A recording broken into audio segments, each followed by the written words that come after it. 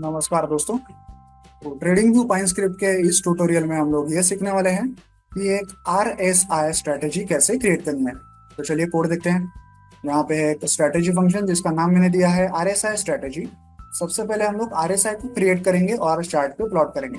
तो RSI के लिए हमने दो यूजर इनपुट्स लिए हैं। सबसे पहले एक है RSI की लेंथ और एक है उस RSI का जो ये में हम लोग क्रिएट करेंगे, मूविंग एवरेज क्रिएट करेंगे, उसकी लेंथ। दोनों लेंथ को हमने 14 रखा है।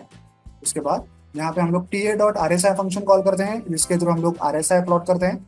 सबसे पहला आर्ग्यूमेंट है क्लोज वैल्यू और दूसरा है RSI की लेंथ। यहाँ पे हमें एक मिल गया RSI। अब इसी RSI का यूज करके हम लोग एक मूविंग एवरेज प्लॉट करते हैं, क्रिएट करते हैं, जो है एक्सपोनेंशियल मूविंग एवरेज। उसका सोर्स हम लोग लेते हैं खुद RSI को और उसकी लेंथ लेते हैं ये EMA लेंथ। तो यहाँ पे हमें RSI का मूविंग एवरेज भी मिल गया। अब हम RSI और उसका मूविंग एवरेज इन दोनों को चार्ट पे प्लॉट करते हैं प्लॉट फंक्शन का यूज करके। RSI को कलर दिया है ग्रीन और मूविंग एवरेज को कलर दिया है रेड। जैसा कि आप जानते हैं RSI जो है वो रेंज बाउंड होता है, वो 0 to 100 इन लेवल्स में ही घूमता रहता है। तो उसकी एक ओवरबॉट और ओवरसोल्ड लेवल भी होती है। तो हमने क्या किया है, यहाँ पे तीन हॉरिजॉन्टल लाइंस प्लॉट की हैं। एक है मिडल लाइन जिसकी वैल्यू हमने रखी है 50, एक है ओवरबॉट लाइन जिसकी वैल्यू रखी है 80 और एक है ओवरसोल्ड लाइन जिसकी वैल्यू रखी है 20। ये तीनों लाइंस हमने कैसे प्लॉट की, एच लाइन फंक्शन का यूज करके, जो कि चार्ट पे हॉरिजॉन्टल लाइंस को प्लॉट करता है। ओके, तो यहाँ पे हमने पूरा RSI इंडिकेटर चार्ट पे प्लॉट कर लिया है। अब इसी इंडिकेटर का यूज करके हम लोग एक स्ट्रैटेजी डिजाइन करेंगे। सबसे पहले हमने एंट्री कंडीशंस को डिजाइन करना है। यहाँ पे हमने लॉन्ग और शॉर्ट ऐसी दो एंट्री कंडीशंस डिजाइन की हैं। पहले लॉन्ग कंडीशन यानी कि बाय ट्रेड की कंडीशंस को देखते हैं।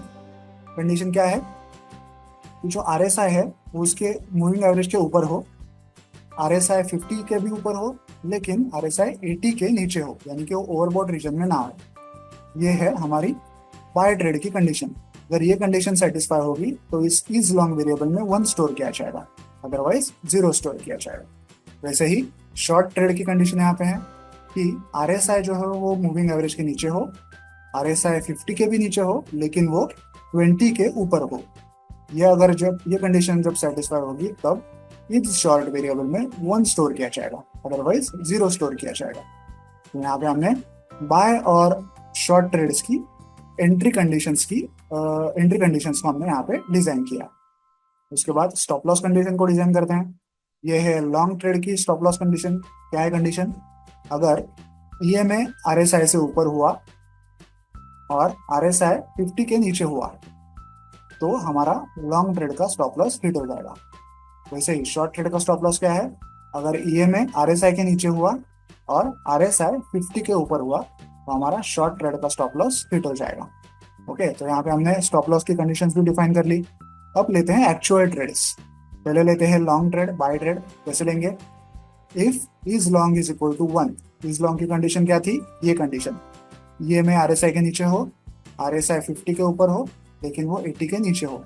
ये कंडीशन जब सेटिस्फाई होगी तब हम लोग strategy.entry फंक्शन कॉल करेंगे। इसमें पहले सबसे पहले इसको एक आईडी देंगे। आईडी मैंने दिया है बाय, आप चाहें वो नाम यहाँ पे लिख सकते हैं। उसके बाद डायरेक्शन क्या रखी है, strategy.long, और कितनी क्वांटिटी ट्रेड करना है वो यहाँ पे लिखा है 1। ये हो गया हमारा एंट्री ट्रेड।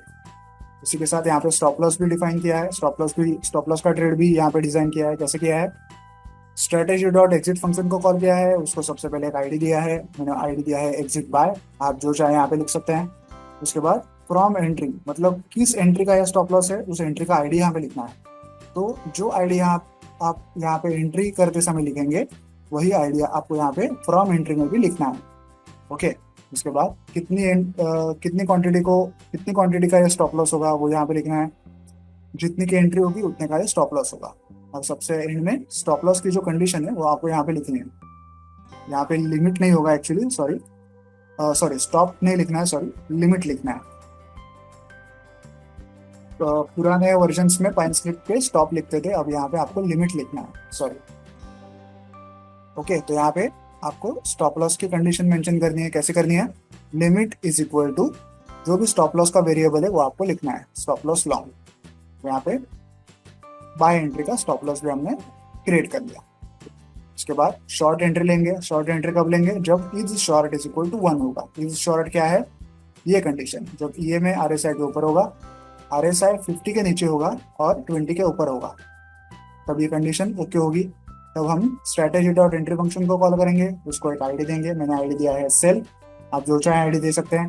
फिर डायरेक्शन लिखेंगे जो कि है स्ट्रेटेजी डॉट शॉर्ट, उसके बाद कितनी ट्रेड में क्वांटिटी करना है वो क्वांटिटी लिखेंगे, ये होगा एक शॉर्ट ट्रेड।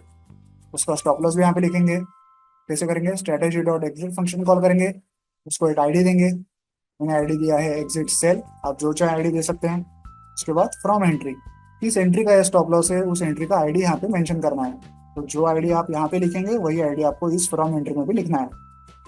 उसके बाद कितनी क्वांटिटी एग्जिट करनी है वो यहाँ पे लिखना है, जितने की एंट्री ली थी उतने की एग्जिट करनी है। ओके, और सबसे एंड में स्टॉप लॉस की कंडीशन लिखनी है, लिमिट इज इक्वल टू जो भी स्टॉप लॉस का वेरिएबल था स्टॉप शॉर्ट, वो आपको यहाँ पे लिखना है। तो यहाँ पे हमने पूरा एक शॉर्ट ट्रेड डिजाइन कर लिया। ओके, तो आई होप आपको ये कोड समझ में आ गया होगा। अब चलिए इस स्ट्रैटेजी को चार्ट पे ऐड करके चेक करते हैं। जैसा कि आप देख सकते हैं मैं फिलहाल निफ्टी के डेली चार्ट पे हूँ। आपको इस सेपरेट पैनल में RSI स्ट्रैटेजी ऐसा लिखा हुआ दिख रहा होगा, उसमें RSI आपको दिख रहा है ग्रीन लाइन में, और उसका मूविंग एवरेज है ये रेड लाइन, और साथ ही में 3 लाइंस भी दिख रही हैं, डॉटेड लाइंस, डॉटेड सफेद लाइंस। टॉप की है 80 लाइन, बीच की है 50 लाइन और बॉटम की है 20 लाइन। तो देखिए ट्रेड कैसे लिया गया है।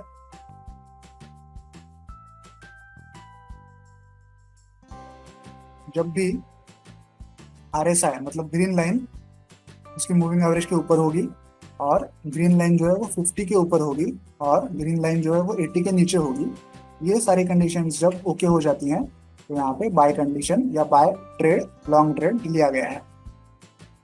ओके, तो एक्चुअली ये सारी कंडीशंस कहाँ पे सेटिस्फाई हुई है, इस कैंडल पे हुई है, इस कैंडल पे ग्रीन लाइन जो है वो रेड के ऊपर है, 50 के भी ऊपर है और 80 के भी नीचे है, तो इस कैंडल पे वो सारी कंडीशंस ओके हुई हैं। तो उसके अगली कैंडल की ओपन वैल्यू पे हमारा ट्रेड लिया गया है। अगली कैंडल की ओपन वैल्यू पे आप वो छोटा सा ब्लू एरो देख सकते हैं, तो यहाँ पे एक बाय ट्रेड लिया गया है।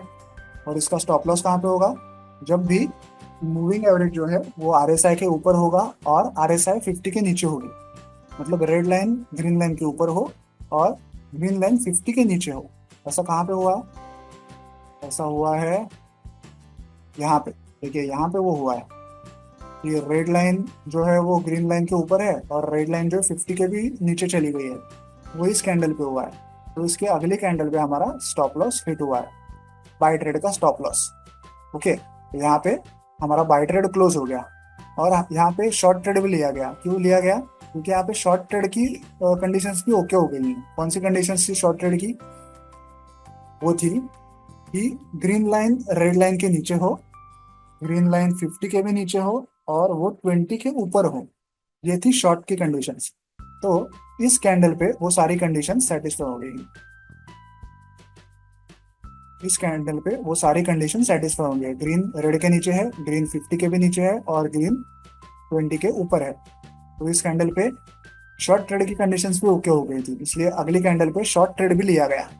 अगली कैंडल के ओपन वैल्यू पे आपको एक छोटा सा रेड एरो दिखाई, रेड ट्रायंगल दिखाई दे रहा होगा, तो यहाँ पे एक शॉर्ट ट्रेड भी लिया गया, मतलब लॉन्ग ट्रेड की कंडीशन, लॉन्ग ट्रेड का स्टॉप लॉस भी यहाँ पे हिट हुआ और शॉर्ट ट्रेड की कंडीशंस भी यहाँ पे ओके हो गए।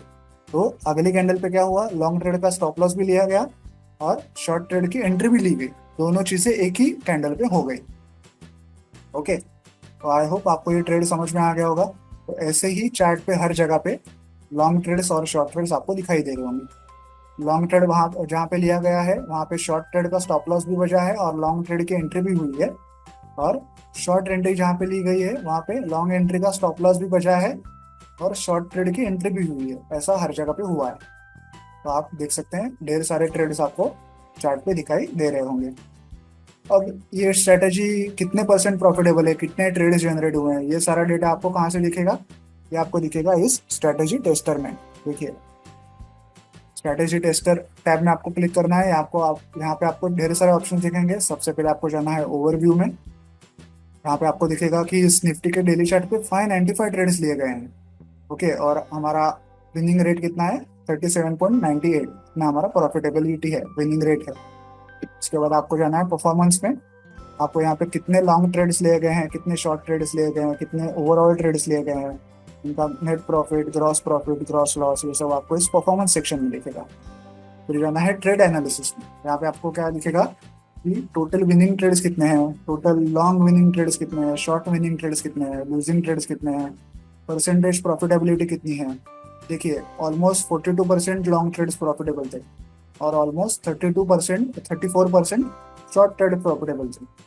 ओके, एवरेज विनिंग ट्रेड कितना है, एवरेज लूजिंग ट्रेड कितना है, ये सब आपको यहाँ पे दिखेगा। और ये जो लिस्ट ऑफ ट्रेड्स है, यहाँ पे आप जाएंगे तो हर एक ट्रेड का डिटेल्स आपको यहाँ पे दिखेगा। ट्रेड नंबर 1 से लेके एंड लेटेस्ट ट्रेड तक हर एक ट्रेड का नंबर भी आपको यहाँ पे दिखेगा। यहाँ पे दिखेगा आपको कि कौन सा ट्रेड लिया गया है, कितने तारीख को लिया गया है, कौन सी प्राइस पे लिया गया है, उस ट्रेड में प्रॉफिट हुआ है या लॉस हुआ है, ये सब आपको यहाँ पे दिखाई देगा। तो यहाँ पे हमने सीखा कि एक RSI स्ट्रेटेजी आपको ट्रेडिंग व्यू पाइन स्क्रिप्ट में कैसे क्रिएट करनी है। वीडियो में दिखाए गए कोड को डाउनलोड करने की लिंक मैंने वीडियो के नीचे डिस्क्रिप्शन बॉक्स में दे दी है, आप चाहें तो वहां से कोड डाउनलोड कर सकते हैं। वीडियो को एंड तक देखने के लिए धन्यवाद, थैंक यू।